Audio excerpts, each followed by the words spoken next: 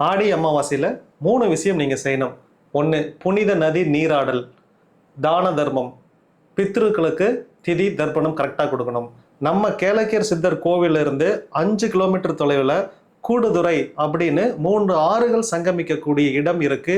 இங்க திதி தர்ப்பணம் நீங்க கொடுக்க முடியும், தான தர்மங்கள் நீங்க பண்ண முடியும், புனித நதி நீராடல் பண்ண முடியும். அப்ப நம்ம கேளக்கியர் சித்தர் கோவிலுக்கு வந்தீங்கன்னா இந்த 3ம் ஒருங்கே பண்ண முடியும். நீங்க எங்கிருந்து வந்தாலும் முதல்ல ஈரோடு மாவட்டம் வந்துருங்க. அங்கிருந்து பவானி போற பஸ்ல ஏறிடுங்க. கூடுதுறைன்னு கேட்டாலே கூடுதுறையில உங்களை இறக்கி விட்டுருவாங்க. இது வந்து மிகப்பெரிய லேண்ட்மார்க், கிட்டத்தட்ட 1500 ஆண்டுகள் பழமையான கோவில். நம்ம கேளக்கியர் சித்தர் கோவில் நைட்டு தங்குவதற்கு எல்லா வசதிகளும் உண்டு. நீங்க டைரக்டா அந்த கோவிலுக்கு போய் இந்த எல்லா வேலையும் முடிச்சுட்டு அதன் பிறகு கேளக்கியர் சித்தர் கோவிலுக்கு வந்து சித்தரை வழிபட்டுட்டு நீங்க நேரா வீட்டுக்கு போனீங்க அப்படின்னா உங்களுக்கான புண்ணியம் 100 மடங்கு உங்களுக்கு கிடைக்கும். 4 அமாவாசைகள் விசேஷமானவை. ஆடி அமாவாசை, புரட்டாசி அமாவாசை, தை அமாவாசை, மாசி அமாவாசை. இந்த 4 அமாவாசைகளும் உங்க முன்னோர்களுக்கு நீங்க திதி கொடுத்தாலே ஒரு வருடம் நீங்க கொடுத்ததற்கு சமானம். அதாவது ஒரு வருடம் முழுவதுமே கொடுத்ததற்கு சமானம். மறந்துடாதீங்க. இந்த நாளை கண்டிப்பா யூட்டிலைஸ் பண்ணுங்க.